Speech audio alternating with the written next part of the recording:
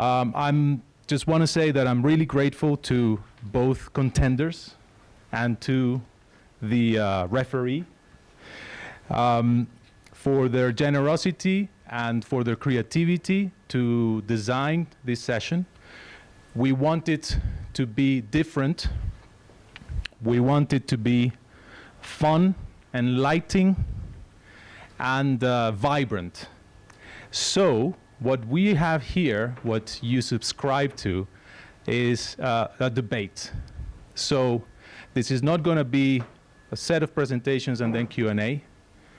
We're going to be having a debate, and we want you to be as vocal as possible, bring that energy into the room, and we are going to ask you to engage really early in the session with the contenders, and we would also invite interactions between you. So without further ado, I'd like to introduce you to the referee. Please stand up. Netsalem Bahiru. He works with the Prime program in Ethiopia, program basically focusing on the resilience of livestock producers. And he and all of them have suffered and enjoyed sometimes challenge funds.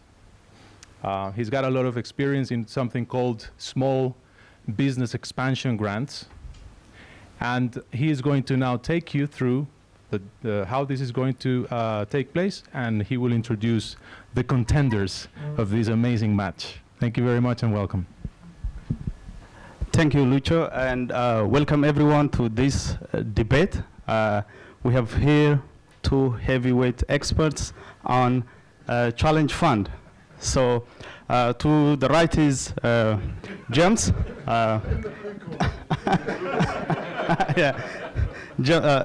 James is, as some of you might know him, he's economic and policy strategy practice leader at Maxwell Stamp. He has over 20 years of experience in international and private sector development. He's a chartered management accountant by training, and today he will argue for the motion. He says that challenge funds are the best way to engage private sector effectively. And here my colleague in the right corner argues against the motion, and his name is Matthew. He's Palladium's market development team leader for UK AIDS, livelihood and food security program. So we're expecting both these people to argue and fight for and against the motion, and this is how we proceed with the debate. So there are these rules. For 10 minutes, each debaters will make their argument for and against the motion, and then we'll directly open the floor for question and reflection and a heated debate, actually, to challenge both these debaters, and I will be referring the process with a giving you a fair amount of time. Then we have both debaters will make their closing statements to make way you change your mind. So before starting the debate, we'll have a voting session, and the voting machine is over there. So I'm asking you now, after reading this, the motion, challenge funds are the best way to engage the private sector effectively. So you will raise your hand if you are for the motion.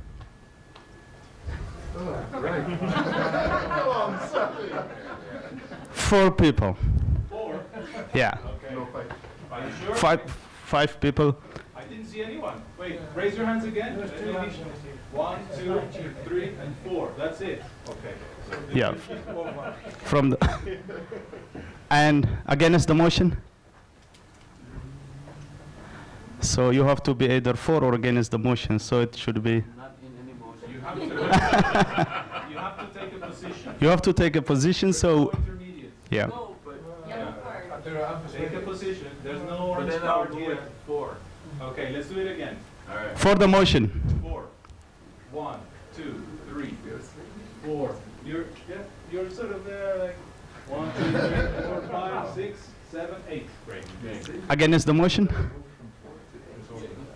1, 2, 3, 4, 5, 6, 7. Are you sure you all made a decision? Okay, that's great. So we have 3, 4, 5, 6, 7, 8, 9, 10, 11, 12, 13, 14, 15. There are 2 people who haven't made a decision. Sorry. undecided. Come into the open now. Where are you? Miss- You are one, right? You voted. Who hasn't voted? Come on. Come on. You didn't count. I haven't counted myself. I have to be neutral. I'm from the being team. Okay, who is missing? Really? We need to make this seriously. Who hasn't voted? At the end, we'll measure the change. So. Who hasn't voted? Come on. Come on, clean now. Who hasn't voted? So otherwise, the debaters will say the vote is rigged finally when we make the after. Recount. Recount. In favor. Who? 1, 2, 3, 4, 5, 6, 7, 8, and 9. Okay, now things are getting better. 9. And 8 is against. So 8 will be against. So the remaining 1%. Against. Okay. 1, 2, 3, 4, 5, 6. 6. You will have to choose. 8. Okay, that's it. Perfect. So the Great. 9 people are pro for the motion and 8 people are against the motion. And Matthew, you have a very tough job to sway people. So at the end of the debate, we'll also again ask if you change your position. So without further delay, I will leave the floor for James to make his argument. Thank you very much. Thank you very much indeed. Right, is this switched on and everything? Is it working fine? Good. Okay, so obviously, right, and it's hardly worth me saying anything, but I will anyway, challenge funds are simply the best way to engage the private sector effectively, right? And hang on. What's going on? Yep. Okay, so I'm going to start my presentation by exploding 3 myths and making 1 observation, right? And these are myths which I've seen touted around the place by people who really ought to know better. Right? First of all, challenge funds are not compatible with the market systems approach. I've seen that in a DFID business case, no less.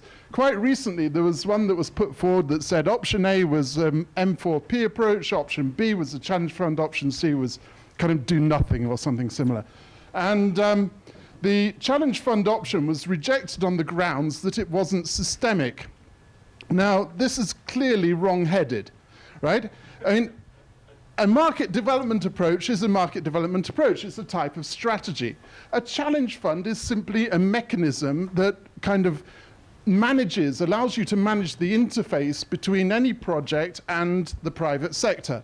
And that's the point of this whole debate, is that it's the best way to manage that interface. And that's what I really want to focus people on. The next myth that you hear is that challenge finance does not work. And I'll show you a couple of examples which I think absolutely make the case as to why it does work, and it works very well indeed, even in the most difficult circumstances. And finally, there's the myth that challenge funds distort markets by picking winners. We'll come back to that in a minute. And the observation that I would like to make, and because I'm not in the business of rubbishing other ways of doing things, but I am in the business of promoting challenge funds, is that facilitation is fine.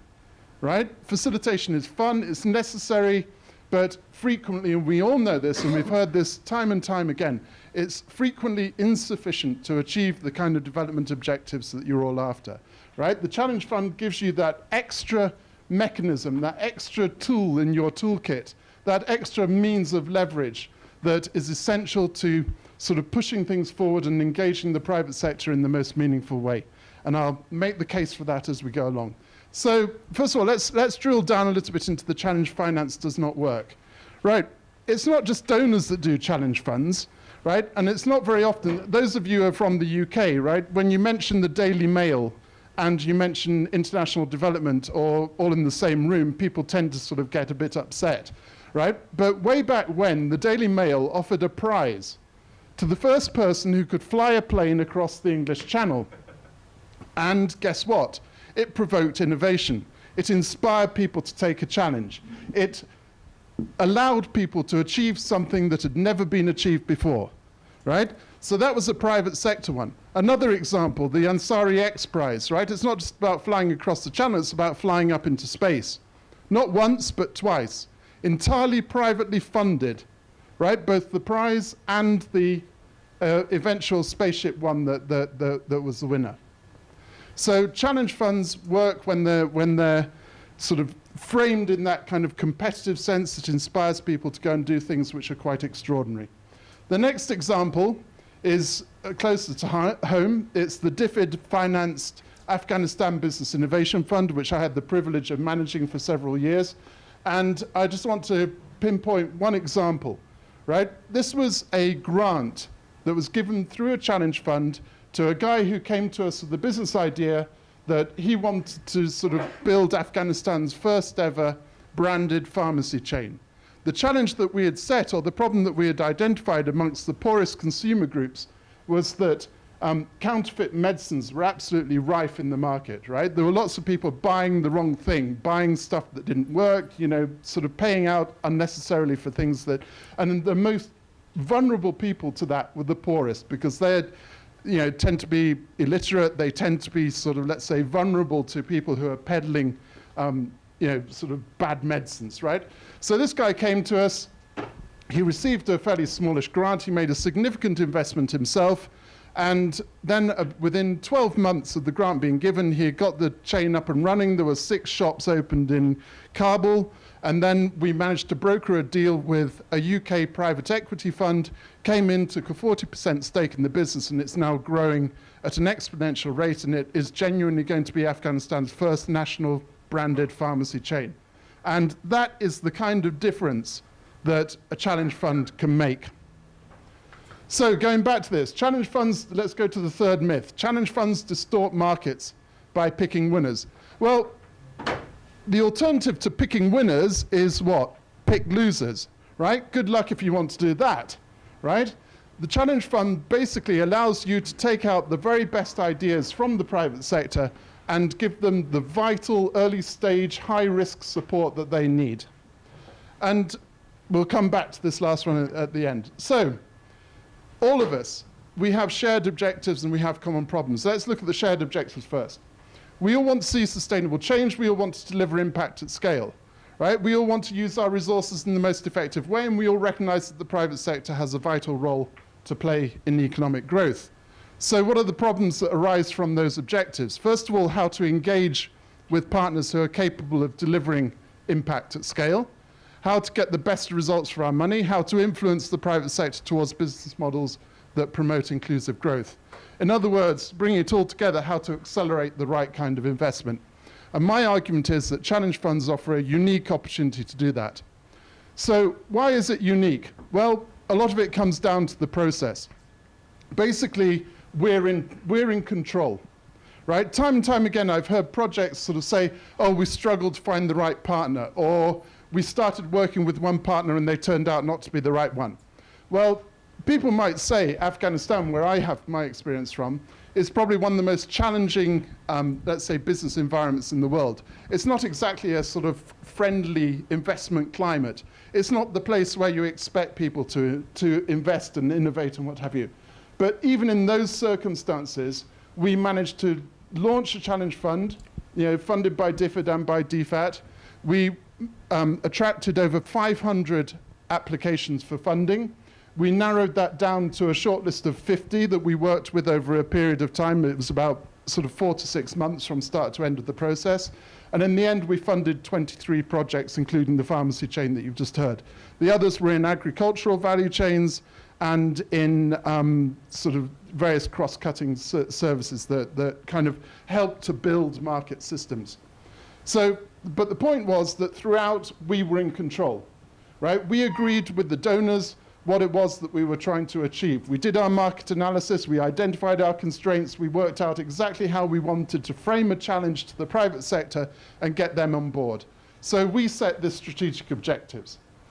By putting out the challenge, we, I think, inspired and certainly promoted the idea of innovation.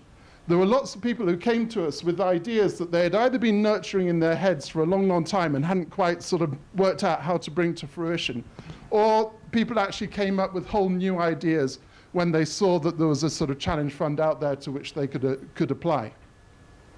Then the sort of vital bit, and it, you know, puts us in the driving seat. We choose who to work with. We choose which projects to support, right? Out of these 500, the reason 500 applications went down to a shortlist of 50, right, was because a large amount of them were these kind of, I think, what Matthew's going to refer to as sort of private sector NGO types. You know, they talked about their sort of, you know, impact before they talked about their commercial model. I always get a bit suspicious when business start telling you about how they're going to change the world, you know, from some social point of view rather than how they're going to make profit for themselves, right? What we look for is things at the intersect. Businesses that part of the, you know, integral to their whole business model was the idea that there was going to be this market impact that we were looking for. So we chose our partners, we chose what to support, and we ended up, out of our shortlist of 50, a few more dropped out along the way as we developed their business plans and it became obvious it wasn't going to work, ended up funding 23 projects. 23 projects in Afghanistan, right, with grants of about 4 and a bit million, right, but total private sector investment of about 15 million. Right? These are not huge amounts of money in the greater scheme of things, but each and every single one of those was actually making a difference to the way that market systems work. And each of them was about promoting some kind of inclusive business model. So we chose how much to give, and I'll talk a little bit about that in a moment. And finally, one of the great beauties of the whole Challenge Fund process is that you maintain leverage throughout. Right? You are not beholden to your grant recipient. You're the person who sort of nags them, cajoles them, encourages them, helps them along the way, you know, and you sort of, by staging the grant payments in this case, you kind of really have that leverage that allows you to sort of say, come on guys, you promised this. This is what you said you were going to deliver. You're not getting a penny of our money until you've actually delivered it, right? So they had to go out, find commercial finance. They had to sort of raise money from themselves. But the deal was that as they hit milestones in the implementation of their project, there was the clear financial incentive. And that helped us drive forward those projects to completion within a 3-year timescale from start to end of the projects. That's not bad. And finally, and I think this is the most important thing, and many of you in this room will have maybe had the experience of going to talk to your private sector partner. We're here to facilitate, right? We're here to help. We're here to sort of, you know, do this, that, you know, lots of very nice things. Right? But market development language is not the same as private sector language. When you go and say, you know, we're here to give you some money if you do this, that's a very clear message. It's very simple and they get it and they work to it. So, choosing what to work, and apologies to those who saw this slide yesterday lunchtime, but basically we had all these business ideas that came to us, and then what we did was we narrowed them down. We looked for stuff which was commercially viable, which put a whole load of things out of the game. We looked for things which were financeable, and we looked for things which were scalable, right? And the filter that sort of sat around all of those was that it wasn't just about the benefit for the company, it was about a wider market systems change potential within the business model itself. And at the end of it, we ended up with the projects that we worked with. Right, now I want to talk about, and this is going to lead on to my sort of final bit of my argument, choosing how much to give. We all know that challenge funds typically, traditionally, have sort of operated on a matching grant basis, and you know, 50-50, we're all in it together kind of thing, right? We said that wasn't good enough, because what you're trying to do with a challenge fund is incentivize somebody to do something that they wouldn't do otherwise, right? So the question is, how little money can you give them that will make it so that they do what they wouldn't have done otherwise, or they do it today rather than waiting for 5 years or 10 years or whatever, right? So the way that we did it was we looked at the risks and returns of each and every single project. And so at the beginning, right, you can imagine that any business, you invest a bunch of money up front, and what you do is you hope that you're going to make a profit over a period of time, and eventually you're going to sort of get your money back at the end of it all. But it's not as simple as that, because anybody who knows a little bit about sort of anybody who's done MBA sort of things, you'll know about discounted cash flows. And basically, the further into the future a cash flow is, the less it's worth to you today, right? So you have to adjust for risk. Now, in most countries, we can regard the country itself as a fairly low-risk location. The risk is principally about the business itself. It's the commercial risk, right? But what you have in places like Afghanistan, right, and many of the countries in which our sorts of projects operate, is you have much higher levels of risk. So the future cash flows are worth way less than they would be for exactly the same project in another country. They're worth way less where you're trying to make it happen. So what happens is, guess what? The risk-adjusted cash flows never cross the break-even point. And so that's why people don't invest. So what we did was we stepped in with a grant, right, which was basically the challenge finance, which offset that risk and lifted the whole curve up to the point where it would be in a lower risk country, allowing people to do things like opening up chains of pharmacies, right, which make perfect business sense, but otherwise would be too risky.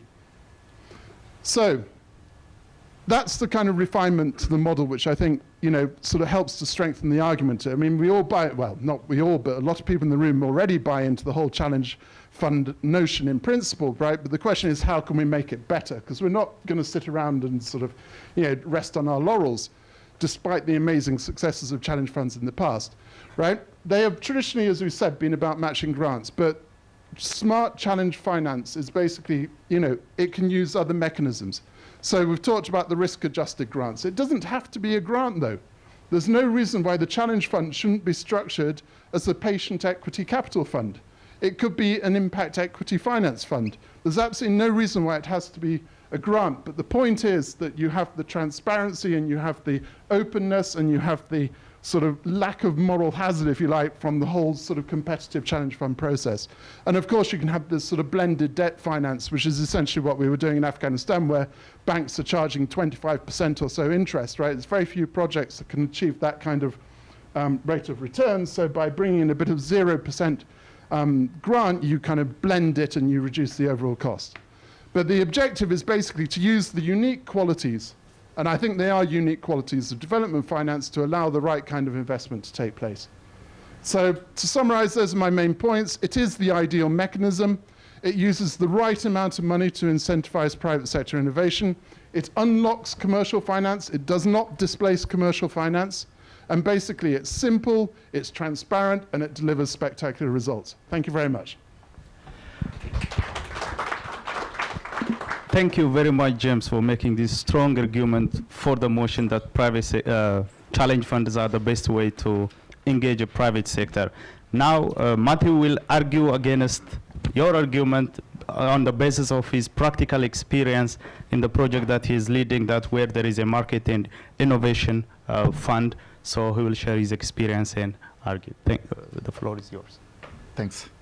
Yeah, so James, we have you believe that there's lots and lots of advantages in running challenge funds, and I'll try and dispute that argument. The first way I'm going to dispute it is that I'm going to use my experiences on implementation of the LFSP program, and I'm going to try and ensure that challenge funds are not the best route to actually achieve market development. So I argue that competitive call for proposals limit the ability to identify and execute effective interventions and engage with the best partners. Why do I say so?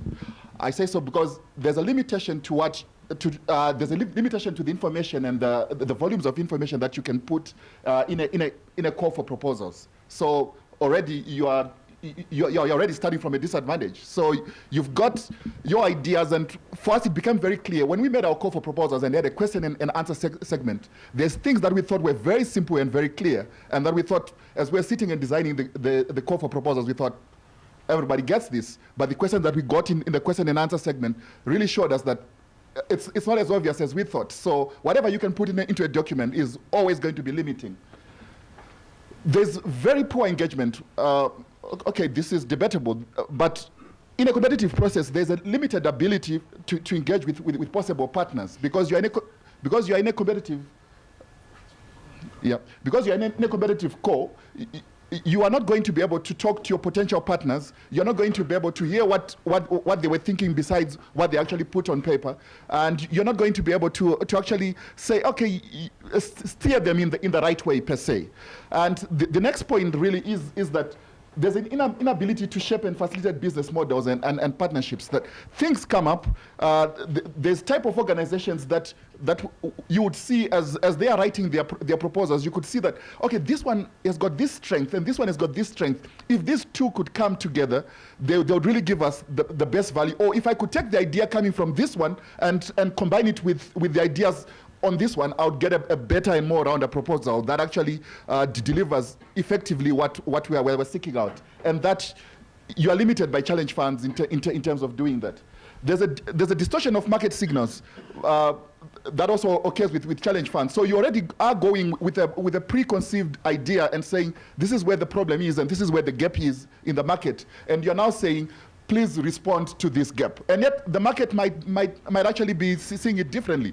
For example, we thought that the problem with agro dealers was actually that there's not enough agro dealerships out there to distribute inputs through. But with further interrogation, we found out that the problem was something totally different. There is enough distributing agents, but the reason why nobody wanted to go for that agro dealer model was very simple and basic, and it was that it was that nobody was trusting each other. Trust had been eroded in terms of giving consignment stock. And these agro dealerships were expecting to get consignment stock.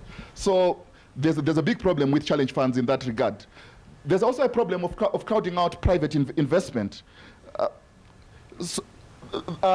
When you go in with your big fund and say, I'm going to give 20 grand, I'm going to give 50 grand, or I'm going to give 100 grand to somebody that comes up with an innovative way of solving this challenge in this particular district, for example, you find out that there are other private sector guys that were actually intending to do similar interventions in that district that you actually discourage from going in there, because now this one has got an unrealistic and an unfair advantage over the other private sectors over the other private sector investors that wanted to move into that space.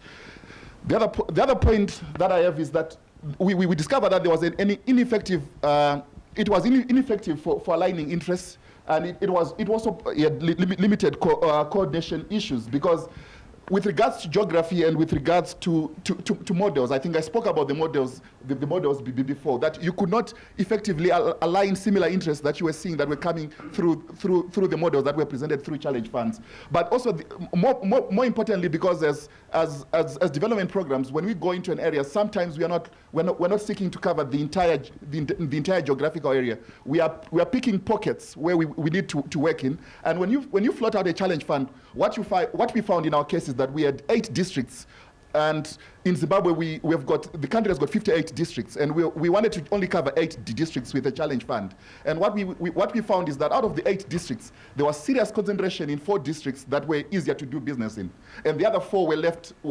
unattended. And so we had a lot of applications that were seeking to erode the entire challenge fund that we had, but all of it being concentrated in one geographic area, because we could not engage and guide and steer the applicants in a particular way that we wanted. Sorry. I'll actually move into discussing more in terms of the effectiveness and the efficiency of the mechanism for sourcing the best interventions.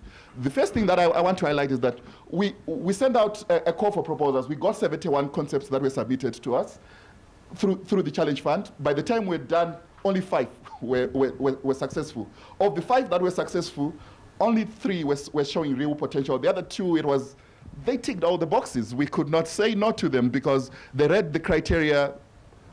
They knew exactly what we were seeking for. Do you want women empowerment? Yes, we will do this value chain seeks to empower women. So we will do goats, or we'll do groundnuts. Do you want reach? Okay, our proposal will reach 30,000 farmers. Are you happy?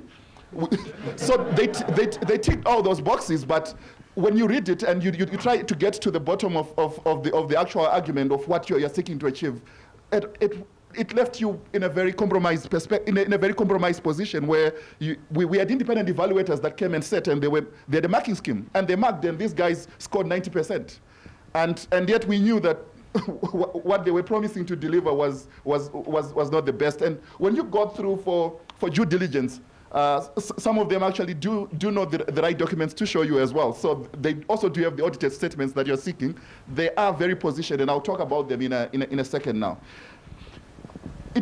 In comparison, of the 16 partnerships that we facilitated, 14 are succeeding. It's a current program, 14 are succeeding. Of the 14 that are succeeding, we actually think that 8 of them have got genuine scale and transformation potential. So I think that speaks for itself. I will not belabor that. So I argue that the MIF Challenge Fund failed to generate effective interventions and to develop dynamic partnerships with a diverse range of actors from our experience, obviously, on LFSP. So I'll talk about the lessons that we learned from LFSP. One of the things that we learned is what James did very. You took my thunder away and introduced you to this private sector NGO before I got there, but that's fine. It was a tactic. I saw that. I saw that. So you tried to disarm me. But yeah, anyway. We discovered that there is a specialized group of private sector players, and I think you probably have seen them in your various engagements. And we've actually just labeled them private sector NGOs because they know exactly what you want. They speak to what James was talking about. There's been enough challenge funds that have been floated around. AECF, all these challenge funds that have been floated around, that they even have the lingo. We had proposals that when we read the lingo, we went like, I'm not sure I want the private sector speaking like this. I mean, they even know log frames. They even know. so by the time you are engaging with them, they exactly know what to say to you and what will convince you in this proposal. And what we also discovered is that the artificial design parameters that are pre-established by call for proposals were a barrier for some players. So we go in and we say the minimum amount that you can apply for is 20,000 and the maximum is 80,000, or whatever the limits that you have got, 5,000 and 30,000. And what we forget and do not realize is that just by putting that minimum amount, say, for example, it's 20,000, we already have got some guys that are going like, 20,000, it's too much for us. We can't get there. And then we also have got guys that are going like 20,000, not interested, pass. So these barriers that we put in, we go in and we say, we only want you to work in Makoni, Mutare and Mutasa. I'm using district names that mean nothing to you, but just by saying that, we already have got guys that are going like, what can I get out of these districts? Because you're not engaging with them. It's just written in a document that has gone out there, and it's a limiting parameter that already says. And we've heard that feedback because after we did the challenge fund, we went and spoke with some of the companies that had not responded, and we said, "Come on, you are Dairy Board. You are the country's leading dairy producer. Why did you not apply for this?" And they said, guys, you're talking about districts that we don't even know whether dairy is a good model or not. And we actually do not have enough information about these districts that you're talking about, and the amounts that you're talking about seem like you are interested in talking to SMEs because they actually do not understand that whole concept, contrary to what you were arguing that the private sector gets it. The private sector, the NGO private sector gets it. The real private sector does not get it. And actually, our experience told us that the real private sector looked at us and went like, what are you trying to do?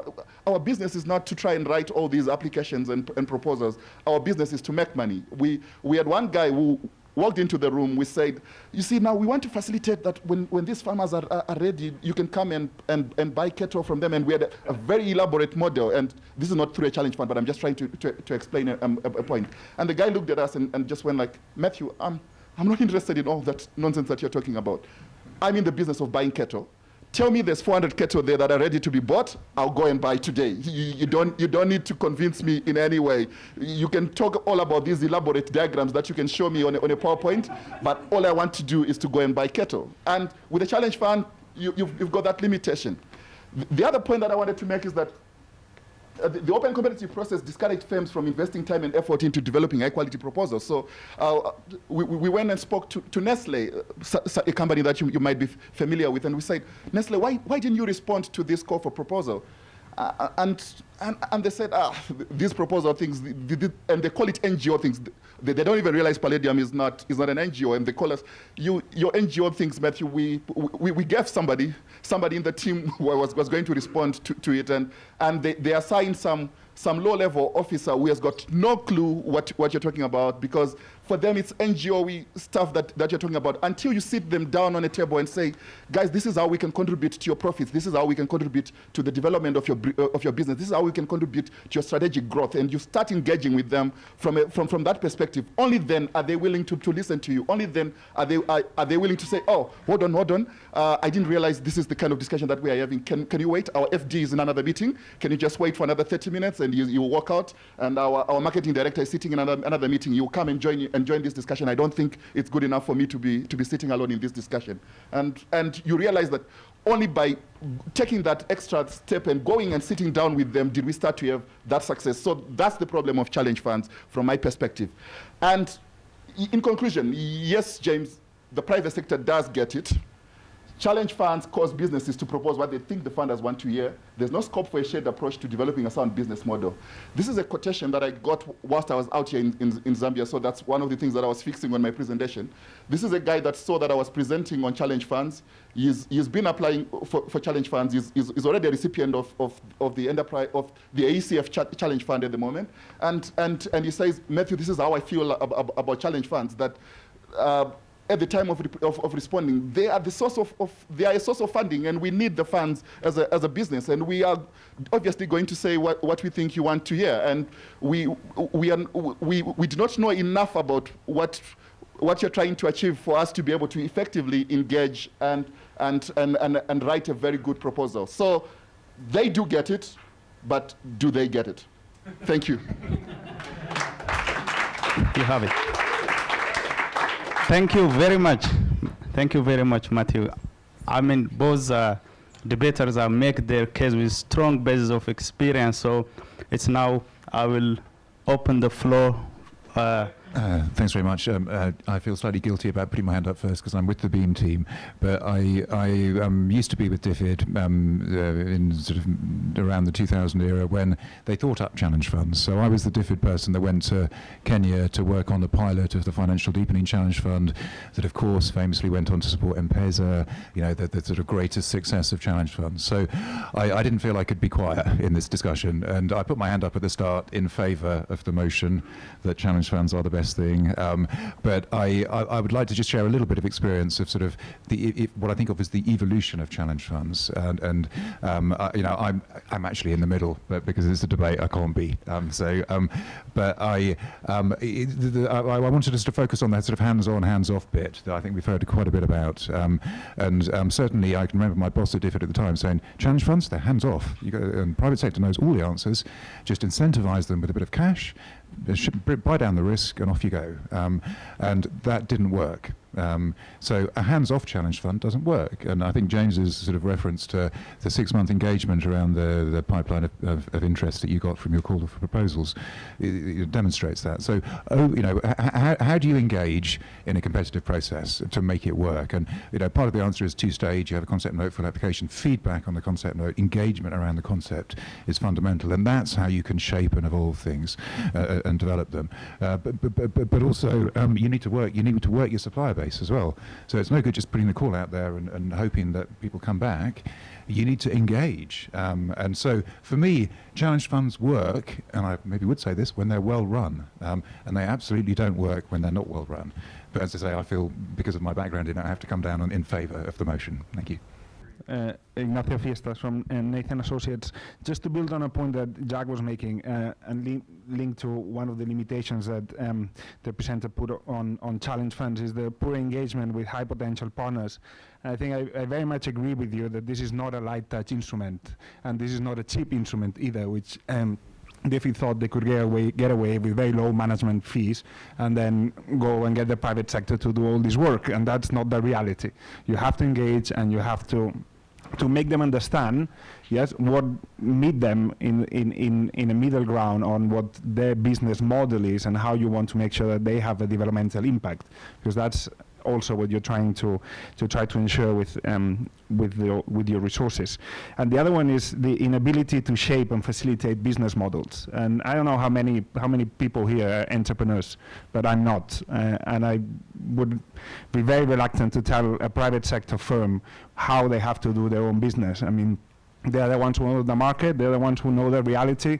And again, the only thing we want to try and make, besides generating that innovation, is making sure that they have that developmental idea in mind.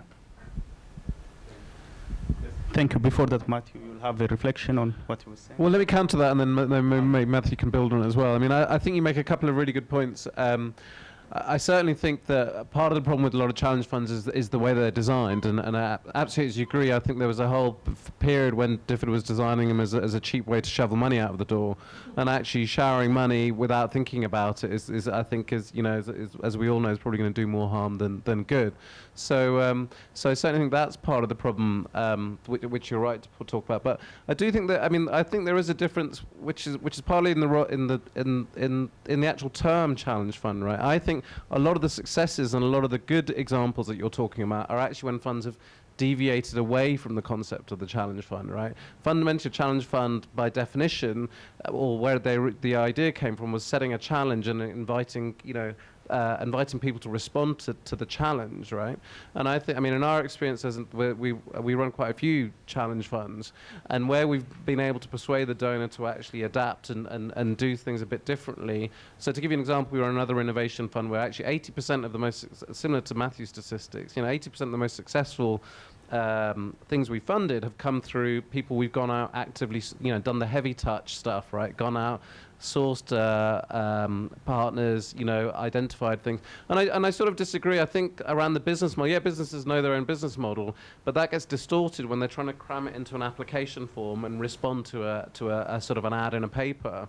Whereas actually, if you can do more heavy touch kind of fund management and actually get them to think about what makes sense for them rather than what they think is going to be a winning score, is again, partly what makes for stronger applications as well. So I sort of think, one of the statistics I say is actually on, the analysis we've done is 80% of the successful applications were the ones that we went out and solicited or facilitated. But there's still actually an interesting 20% of applications that did respond to proposals that we wouldn't have found. So one of my reflections is that you need to have maybe different ways of using the funds, and I think there is a role for crowdsourcing innovation by using that kind of challenge approach, which I think is what, for me, is what the definition of challenge is. And I think crowdsourcing innovation is actually an interesting kind of development instrument. But I think where it goes wrong is if you think you can achieve all the program's goals through open calls for competition. Yeah, I wanted to make that similar argument and say challenge funds are all about crowdsourcing. It's not about these improved or improved models that we are talking about. Challenge funds are putting a challenge out there and saying people respond to this challenge. If you're now talking about all these modifications to challenge funds, you're now talking about some form of facilitation using a challenge fund. So it's no longer a challenge fund in its purest sense. So yes, is there a place for a challenge fund in a facilitated discussion? Yes, but a challenge fund in its purest form is not a viable model for reaching out. That's the argument I'm still making. Yeah, no, much as it pains me, I'm going to have to agree with Matthew on that.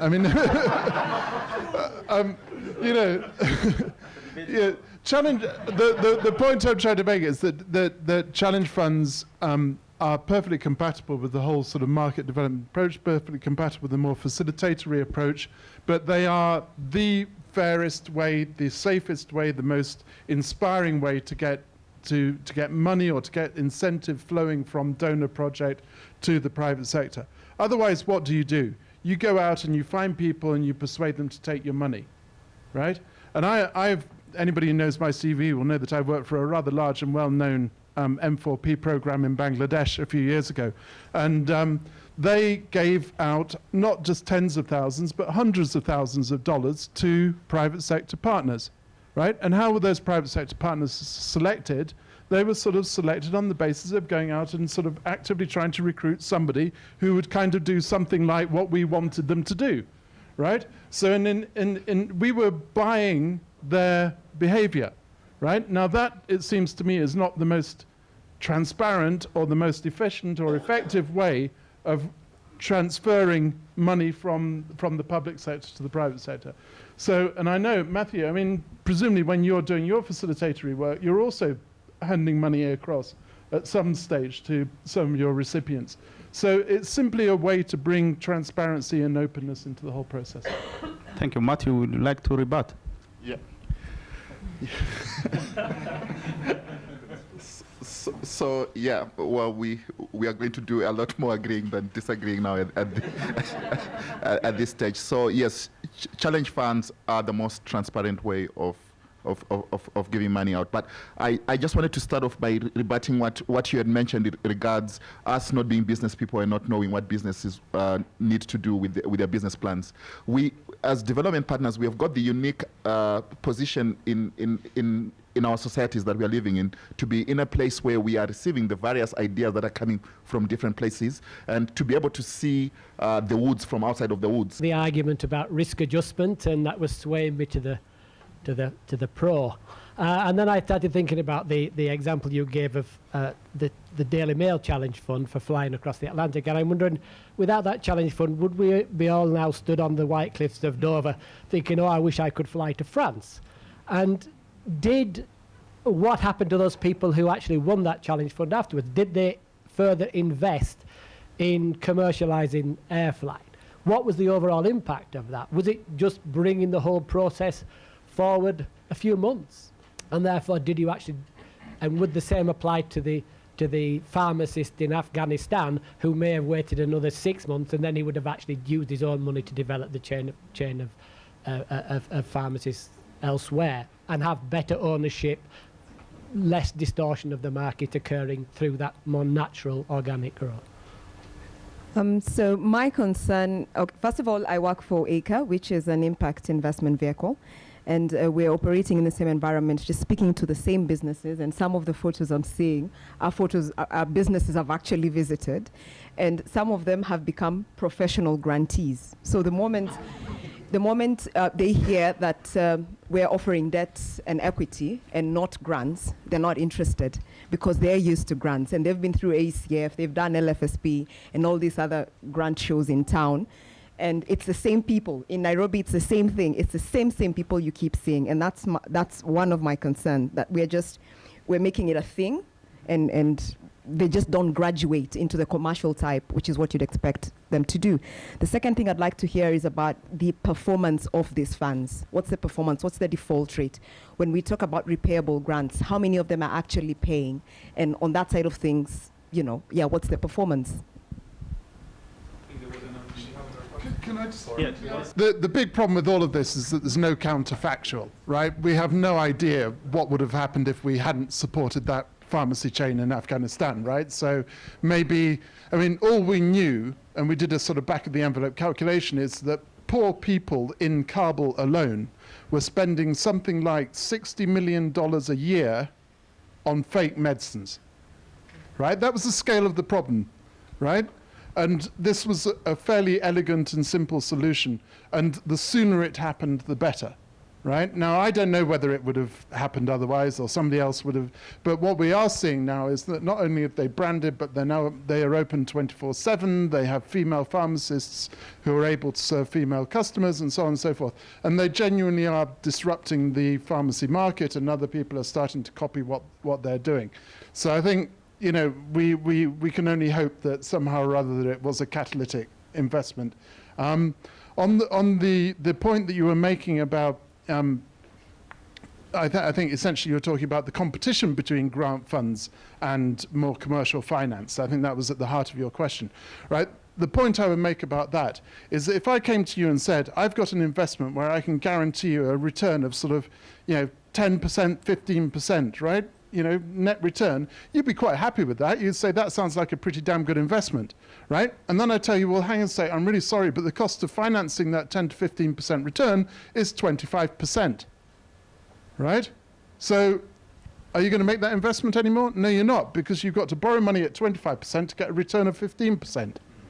So the commercial, that's why nobody borrows in places like Afghanistan, because the commercial finance is so darned expensive that they cannot generate the returns that are required to justify the borrowing in the first place. And you might say, okay, we'll take the money out from under your bed and invest it, right? Well, that money also has a cost of capital. That's their equity, right? And if you talk to private sector investors in Afghanistan and you ask them, what kind of rate of return are you looking for your money? How quickly do you want your money back? They'll say, oh, maximum 3 years, 4 years, I want my money back. So you can imply from that that their cost of capital, of their private equity, is something like 25%. So again, the project that's going to generate a return of 10 to 15% just ain't going to get funded by anybody, right? So what a grant bit does is it reduces, sorry to use the technical term, but the weighted average cost of capital. By mixing it in as a cheap bit of money, in with the expensive money, it reduces the overall cost of all the money, right? So that then the investment becomes possible. So you're not displacing commercial capital, you're actually unlocking commercial capital. That's the whole value of the thing. And then we have the question, right? Okay, so donor, grant money, whatever, can be justified, can be rationalized, not only in principle, but also in amount.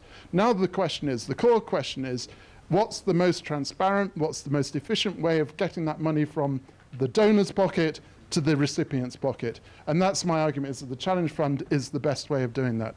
I only have statistics of my own experience from Afghanistan, but we've recently published all the completion reports they're all online and what have you. Out of the 23 projects that we funded, 21 completed successfully. The 2 that didn't succeed, we had distributed grants of the total of £48,000 to them before we kind of chopped them and got rid of them, right? It was clear from a very early stage that they weren't going to make it. And so out of the remaining 21, all of them have completed. Right, they've all done what they said that they were going to do in terms of the investment project, and then I think I'm right in saying 15 or 16 have actually implemented the business model and achieved the kind of commercial targets that were agreed with them at the time. These are not repayable grants, so there isn't this sort of default kind of repayment thing. Thanks. I wanted to ask about sustainability within challenge funds. So I recently was I work on an advocacy program in Nigeria, and I was actually looking at the Ghanaian Business Advocacy Challenge Fund, and the end of phase 2 evaluation report was looking at 90% of the business member organizations that had engaged grants from the organization would not be able to sustain advocacy practices going forward without continued support from the Advocacy Challenge Fund. So, I mean, this is an extreme example, but I'm just trying to understand what the risks are involved in actually being able to look at sustainability beyond this. I mean, you talk a lot about efficiency and transparency, but what about effectiveness? What about looking at that sustainability within any kind of marketplace? I'm realizing that in our discussion, we are mixing two things, because when you talk of the Challenge Fund, there is the Challenge Fund as a medium of obtaining grantees, the challenge bit, and then the fund as in money. Maybe we need to streamline what are we talking about, because when it comes to the fund itself, I think its successes lies around its landing on the right partner. And when it comes to it being a medium of, like a method of obtaining grantees, I think this is where we are not agreeing. Which is which? I need clarification on that one. Matthew has... Yeah, so it's the rebuttal that I wanted to make as soon as my colleague had finished speaking. That so grant funds and challenge funds are not the same thing. Challenge funds, you can still have grant funds through facilitation. So let us not say challenge funds equals to grants funds, because then we lose the essence of the debate. Challenge funds equals challenge funds. And you can still issue grant funds through other mechanisms. The one mechanism that we are debating right now is the mechanism of challenge funds, which is the mechanism of putting out a competition to be able to disburse grant funding. So if you are putting up a competition to be able to disburse grant funding, I'm arguing and saying it is not the most effective way of doing it. It is transparent. Yes, it ticks that box of transparency. And then after that, I don't know which other box it ticks.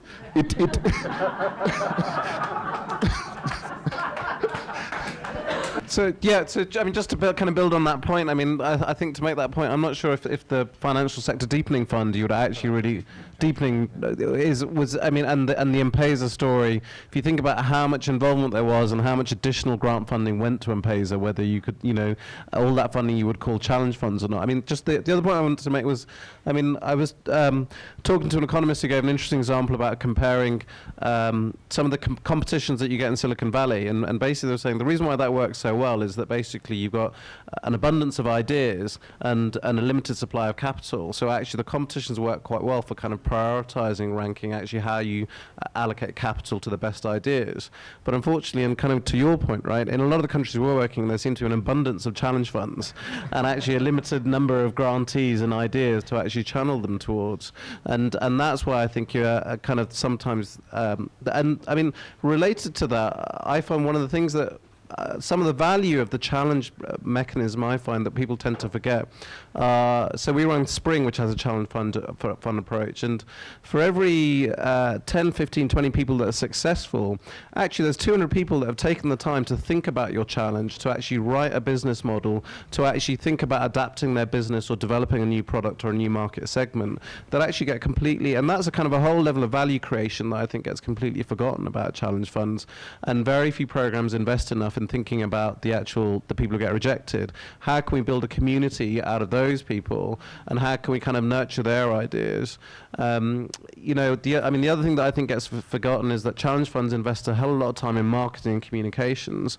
So I think the 18 guys that won our first, that came into the cohort, we gave them a platform on our website, we talk about them, we tweet about them, we continue telling their story 12 months on. That attracts other investors, and that helps them raise more funding, which also gets kind of forgotten about the value of actually coming through a competitive element. So I mean, my kind of, what I'd be advocating is actually let's separate the interesting stuff about competition dynamics and about kind of crowdsourcing innovation and that whole approach. Let's actually make the funds a lot smaller. Let's actually say, look, it's a much smaller, it's a 10, 20 grand thing, but actually look at all the marketing and everything else you get by maybe writing a shorter proposal that is about what's innovative about your business model, and separate that from actually some really interesting questions that need to be asked about what is the additionality of this financing, what's the market failure around the availability of financing, is there a lack of growth capital that we can help you with? And that becomes a kind of maybe a more kind of forensic way of applying grant funding to address market failures.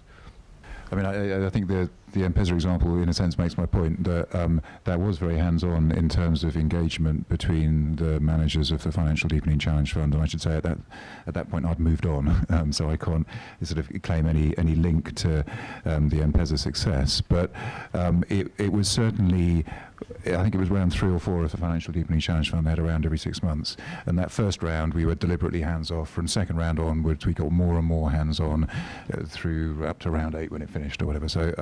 But also just on the point about I think it was maybe sort of are we in danger of stimulating the private sector to do sort of funny things they wouldn't want to do otherwise and things like that. I think again the M-Pesa example is a good one of accelerating the response to the private sector. Safaricom were thinking about M-Pesa. It was structured differently, and it was more about enabling MFIs to clear accounts with each other rather than make people make personal payments.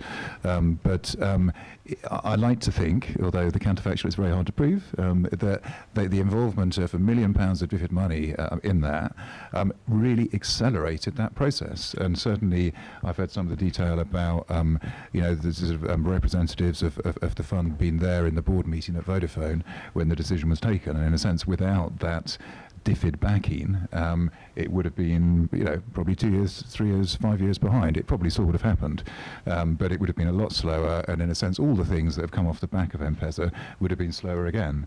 But it's only one example. And I just, a brief extra point, sorry to go on, but just on the sort of evolution of things, the most recent challenge fund I've worked on wasn't called a challenge fund at all. It was called Innovations Against Poverty.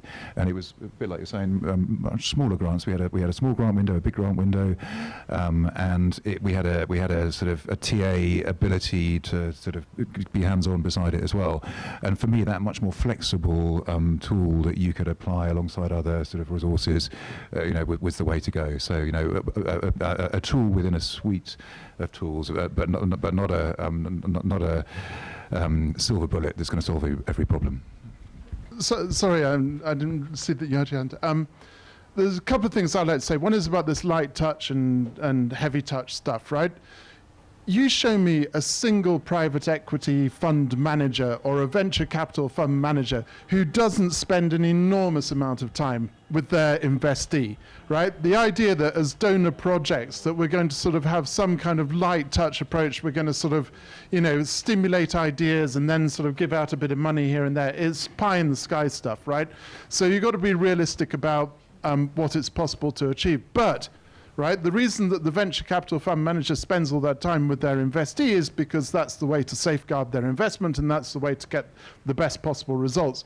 And we as donor projects should have exactly the same expectations about our engagement with our private sector partners. If we do anything else, then we become hostages to fortune, and that's a very dangerous place to be. The second thing is just about this kind of innovation and what's the counterfactual and all the rest of it. Just one example which came to me whilst I was listening to what was being said. In Afghanistan, one of the projects that came to us was a guy who wanted to sort of set up an orchard up in northern Afghanistan, right? And he basically wanted to import new apple varieties into Afghanistan. It's the first time that there've been these kind of hybrids, basically, you know, high yield orchard. And it all sounded like a very wonderful project, very commercially viable, all the rest of it, but it wasn't scalable. And it didn't have that wider market impact. So after some negotiation and talking with him and working through the business plan, instead of him setting up an orchard, we got him to set up a nursery business, right? And he kind of got that business idea very quickly. And now what he's doing is, instead of having a few hectares of his own trees that are producing lots of apples, there are hundreds and thousands of farmers across northern Afghanistan who have these varieties in their own orchards, right? And so there are ways in which you can sort of stimulate that kind of thinking through the competitive process.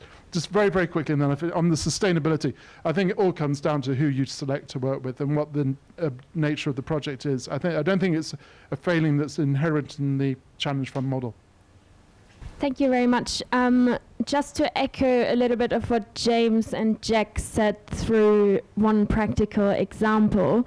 But before, I have to say I'm new to this area, so a lot of people in the room will have a lot more experience than me.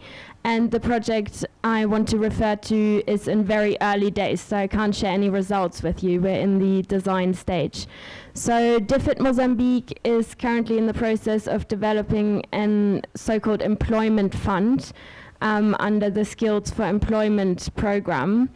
This is for a non-traditional sort of market systems sector. It's for the non-state provision of vocational and technical skills training in a context where vocational and technical training provision by the public sector is very limited, often suffers from quality issues, and most people don't have access to it. So we're trying to solve that problem, and one part of the program will be an employment fund. I just want to echo this notion that a lot comes down to design, probably from the short experience I've had with this program. So just to counter some of Matthew's arguments, he says there is not much room to engage with, interesting partners if you have a competition of this kind. But there's nothing really against holding early market engagement sessions. For example, we've actually been, getting feedback very early on regarding the design of this fund from the private sector stakeholders. Secondly, I think there is something to be said for trying to influence the development of inclusive business models in addition to trying to build a market. So we use specific criteria to try to get the private sector to do some things that are additional to what they probably would be doing otherwise. And those things are mostly around access, so trying to provide extra services for the attraction and retention of women, which is also quite challenging in Mozambique, especially with regard to non-traditional female-regarded professions in the vocational and technical space. And we're also trying to get everyone to think about wraparound services. which is a new concept for many training providers, that we don't want things to end with training people. We have to think about how to get them into jobs or self-employment afterwards, through help with career advice, writing CVs, all those kinds of things. So we're trying to do those two things, building a training skills market, but also influencing training providers to perhaps make some modifications to their business model. Thirdly, that idea of what James explained as well, of very close involvement. So from the beginning, we have a bunch of, we call them facilitators, who help promising partners with the development of proposals. Later on, they sit together and actually look at the whole business strategy together. So there's very close interaction. So perhaps a lot comes down to design. Thank you. Thank you. Most of the arguments that I'm hearing in this room are talking about facilitated challenge funds, and they're not talking about challenge funds. So the argument that I'm making, and I still keep on coming back to the argument is about whether challenge funds are the best mechanism for distributing donor aid or whatever. And I'm arguing and saying challenge funds are not. If you are starting talking about facilitated challenge funds, they are different thing, and yeah, we start agreeing, and there's no debate about facilitated challenge funds. But if I put a challenge fund and said, I think the last time I was in Dubai, there was a challenge fund that was out there that was for cloud seeding.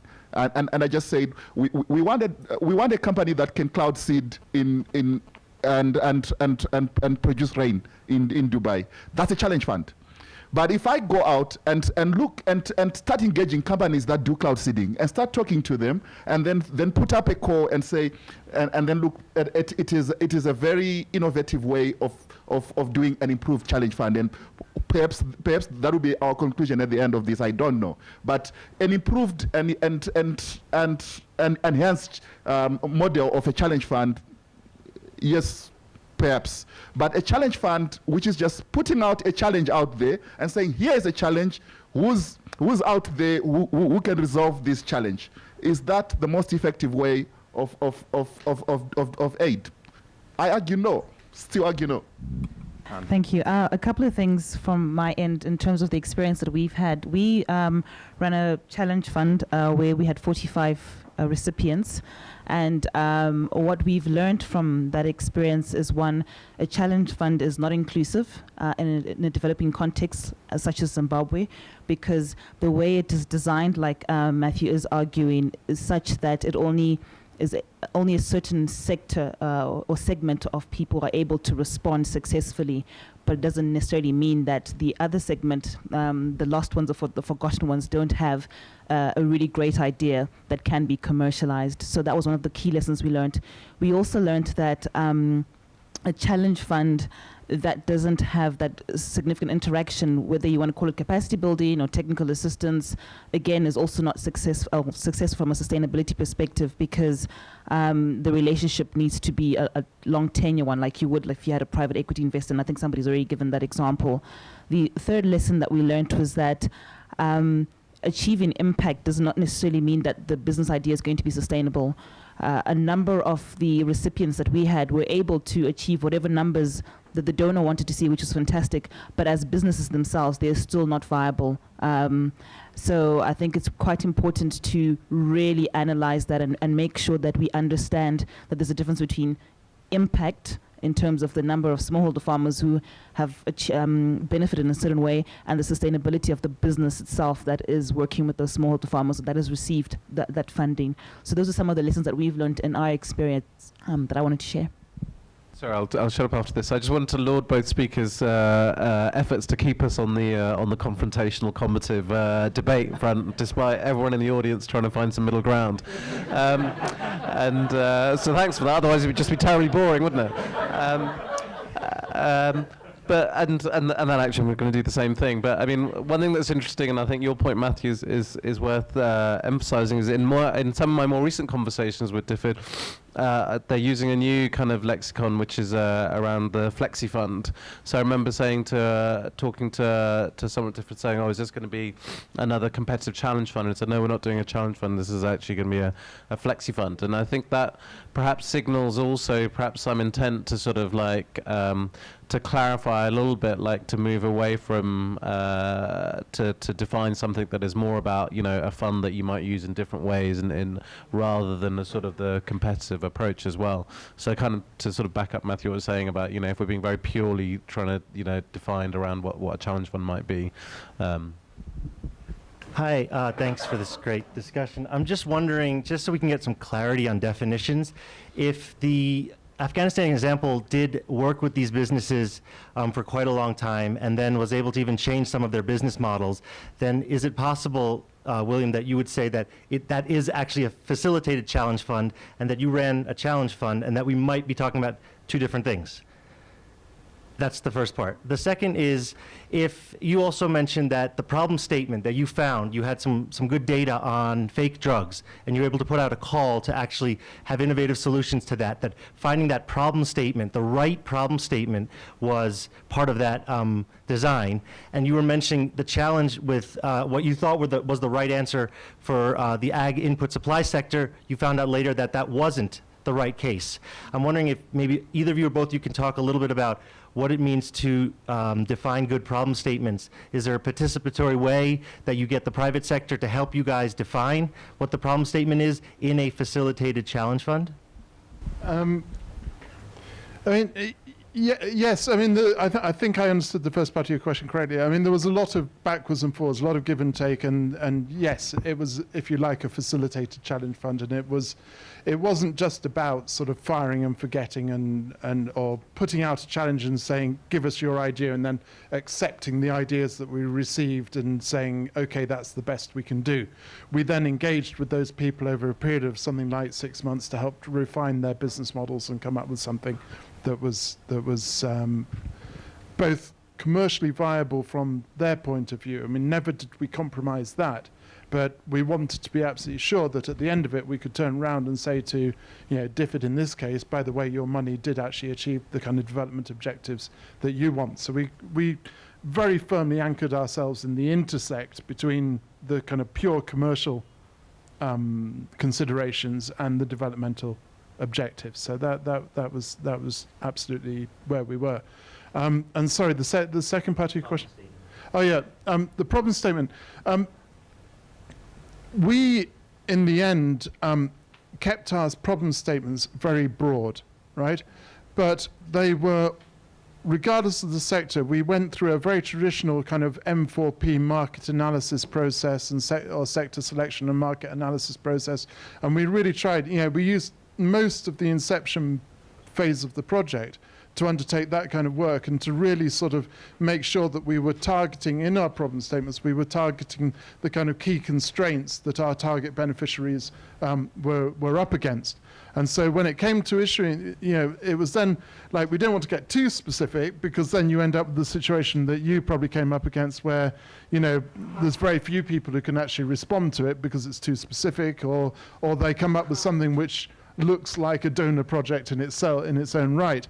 So we kept ours, you know, very, very broad, and that in the end, as I say, prompted something like 500 applications, of which something like half went straight in the bin, right? It took about 30 seconds to realize that, you know, we had our fair share of private sector NGOs as well.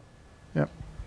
So with regards to value chain, with regards to your last part of your question, so we did value chain analysis work to try and determine where the constraints are, and then went on to put out a challenge fund to try and respond to those constraints that had been identified in the value chain, and it had a differing result. I think it's the earlier discussion that we were having earlier on about data and how it can be interpreted differently. It had a differing result for us in that by us understanding what the value chain constraints are, by engaging the stakeholders, the value chain actors, and trying to do a value chain mapping and trying to see where, doing a constraint analysis and doing a constraint prioritization, and then saying this is the priority of the constraints and putting out a call to address that constraint. We sort of in the process also removed our eyes on from the bigger price, and we ended up getting proposals that were not very suitable. So fortunately for them, they ended up with proposals that were speaking to what they were looking for. In our case, we ended up with proposals that were not really suitable for exactly what we wanted. There could be stuff that could be said about the design and the write-up of that. But then I argue and say these are real life situations. So let us not be theoretical and say the perfect world exists, and the perfect world, everyone writes the best RFPs out there and puts them out there, and you get the best responses to the RFPs. So knowing that we live in an imperfect world with imperfect people, challenge funds are not the best way to go out there and source proposals, because you're still going to run into the same challenges that anything. If I wrote good morning, it can be offensive in many different ways, depending on how I punctuate it at the end of that good morning. If I put in an exclamation mark, it means something else. If I put in a full stop, it means something else. If I put in a comma, it means something else. If I put in 3 dots after that good morning, it means something else. And we are all going to interpret it differently. And this is the weakness of challenge funds, in that they are not, because you're putting out a paper document out there and saying, guys, compete based on these terms of reference. Instead of, if I sat down with you, so if I asked in this room and just put out a tender out there and just said, can I have somebody who can fix the noise pollution in Lusaka? I'll get 100 responses from 30 people, and out of those 100 responses from 30 people, I'll throw 50 into the bin. Time wasted. So comes back to my point about efficiency. So we have had to gather a team that is paid for, that sits down to go and sift through rubbish. And that is quite the case, and some of that is highly expensive consultants that cost monies that we cannot talk about in this room, because people will collapse, and you get so you get those you get those people to sit in a room and review documents that you really know are junk, and out of 500 proposals, you threw 250 out immediately. Look at that wastage in time, and you don't throw something out until you read it. So you have got to read it, because we've got codes of conduct that we have to live by, and we have got to give everyone a fair chance, which means they had to set up a team that went through 500 proposals, and he's acknowledging on his own that of those 500 proposals, they knew half of that was going to be junk anyways. And after that 250 was done, they also threw away 200 more, and were left with 50. And out of the 50, they still did not fund the 50. They still went down. Very transparent, very inefficient. As Netsalam and I worked together on a project in Ethiopia that had what we called an innovation fund, but effectively fits in this conversation. And so all of the conversation that we're having today, and I was very grateful to Jack for his kind of history of how they have evolved. Because for me, what this conversation keeps going back to is really just this idea that we get it, that in market systems, we have to adjust to the context. And every example or different thing, and even the debate here really, is about an acknowledgement that not everything works everywhere. And really what we're talking about is how we experimented with one particular type of a mechanism, and it just feels desperately to me like somebody needs to take this all and synthesize the experimenting that happened within the market system. I know in Prime, our innovation fund was very linked with all of the other activities that we were doing. So while we had the big call that people were able to apply through, we also had a private equity partner who went out there into the universe and found businesses that may or may not be good to invest in. And we, through our other programs that we were doing, strengthening the livestock sector, fed some things into the equity partner and some things into the innovation fund, depending on where that business was and what it was able to handle, and the development objectives that we were trying to get at, because sometimes what we're buying is speed, right? Sometimes we're just trying to accelerate, or let's just get this faster. It's not that the medicines wouldn't ever have gotten better in Afghanistan, but not in a time frame that we're happy with. So let's pay for speedy delivery then. So I guess I'm just walking away from this thinking, really what we're talking about is the experimentation that everybody seems desperate for in market systems work. And so it's good that this is recorded, because we need to take all of this and acknowledge it and package it as that experimentation and do the sort of deep thinking and analysis around, then what does that mean? What is the next historical iteration for this one type of mechanism? Yeah, maybe just a reflection from the other side. In India, there was an innovation fund, and our team applied for the innovation fund along with 150 applicants. They put in two proposals. They both got down to the last 38. The first one was a relatively risk-free one. We've already been developing it for the last 6 months. We're fairly sure it's going to work. We had a lot more evidence that we could put in the proposal that there was going to be success from this particular one. The other one was an urban sanitation-based one, and that is by far the most innovative. It's the one that really should be funded. That's what we really need the funds for. When it went through to the next stage, the most innovative one, the one which I think could have had the bigger impact, didn't get the money. The one that was the most developed and the one where with most certainty of actually succeeded did get the money. It's very hard when you put these proposals in to actually, for a higher risk one, to actually get the true meaning of the impact and the potential of the higher risk innovations across. Thank you, please. Yeah. So you have the last chance. I just had a quick word on transaction cost. I mean, I sort of agree with all the concern about armies of consultants looking through rubbish concept notes at expense to the taxpayer and so on. But I guess for me, that coming back to the sort of how does one kind of manage a challenge fund so that it makes sense? It needs to be in the right sort of context, but also you can deal with issues around transaction costs for all parties. So what we did with what were basically the three early challenge funds: the Tourism Challenge Fund, the Business Linkages Challenge Fund, and the Financial Deepening Challenge Fund, all kicked off by DFID in sort of 1999-2000 sort of time, and all long-term funds. We introduced after a number of rounds an inquiry form, effectively a third stage into the process. So you already had concept note for application, but then in order to deal with how do you avoid all those rubbish concepts, you say we're not going to put the concept note on the website. You have to put an inquiry form on the website, and in the inquiry form you tell us who you are and you put one paragraph about what your concept is, and we look at that, and then we issue concept notes to people who are vaguely in the right ballpark. So even though it sounds like a bit of a nightmare because you've got a third step in the process, actually it manages everyone's transaction costs quite effectively. Thank you. So I know that everyone like to continue this debate, but for the interest of time, so let's summarize this debate. I will give a couple of minutes for each of the debaters to say something that has been unsaid so far, or you'll make your final agreement. Matthew. What do I say in the end? I do genuinely think that there is a place for challenge funds. It's just that place is not in its puristic form. Challenge funds have got a place where they are adjusted and they are adapted and they are adopted to circumstance, and there's a lot of work that goes into making them work. In their purest sense, challenge funds are not viable in the purest sense.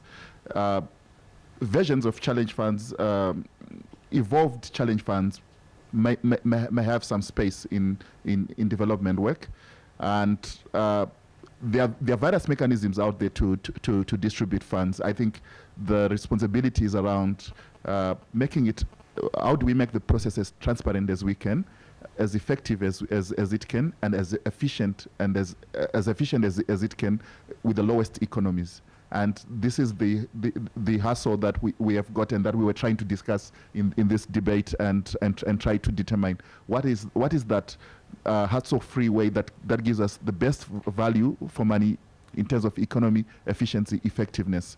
And and there's various mechanisms that you can use to disburse funds, and we could spend the whole day trying to invent new ones as well, and we can come up with 7 other new ones by just asking the people in this room to come up with them. But challenge funds in their purest form are not the most effective way of disbursing donor funds. Thank you. James, your final statement? My final statement is quite simple, right? The reality is that development is happening out there. Private sector driven and private sector led development is happening at a phenomenal rate, and is happening in places and in a way which nobody would have envisaged, maybe 1 or 2 decades ago. And what we have to, I think the challenge that comes back to us in the development community is how to influence, how to kind of shape the way that happens, how to affect the quality of that economic development. And I think that when we have a financial instrument, we're speaking the language of the private sector. We can engage with them in a way that they can understand and in a way that they can respond to, and which speaks directly to their principal concerns. The question then becomes is, how do you sort of frame the problem statement so that you influence them in the right way? How do you sort of manage the interaction of or the flow of money from the public sector to the private sector? And for all the reasons that we've already discussed, the transparency and all the rest of it, I would argue I will go to fighting in the ditch. The challenge funds are not only the best way, but probably the only way.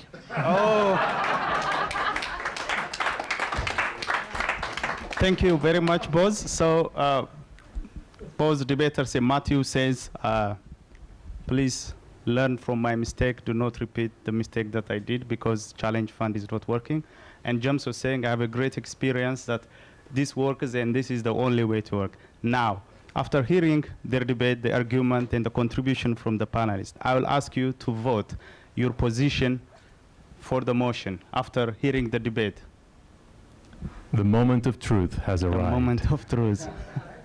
So raise your hands who are in favor of challenge funds as the only way, or the best. The best way. The best, sorry. So he back off now. The best way to engage private sector. Yes. Raise your for hands. the motion. 1, 2, 3, 4, 5, 6, 7, 8, 9, 10, 11, 12, 13, 14. And against you have to take a position, okay? Yeah. 1, 2, 3, 4, 5, 6, 7, 8. So the results show that 2, 6, 9. the motion has We're won. missing some people. We're missing some people. Oh, 2 left. But even with those people. Yeah, good question. Did anyone change your mind? Yeah, that's the next. Which way? Which way? I was for until I understood Matthew when he explained that in the purest form. So yeah, I'm against that. Okay. So Matthew has swayed 1%, but generally the motion has won. So the pro got 40 points. So basically the conclusion is we started with a big population in favor, and we ended up with a big population in favor. Probably the difference now in between 16 and 9, we have 7 points here, and more or less the same. So it's hard to tell the conclusion. After the debate, so James, make it clear that people are still convinced that challenge funds are, again, the way to go. So big round of applause to the winner. Congratulations. But yeah, thank you very much for all. So and also a big round of applause for Matthew for being such a good sport. Thank you so much. And in conclusion, so wherever you are doing this challenge fund, please work with businesses or private sector that has good history, momentum, and scale. So that's it from us. Thank you all very much for your participation.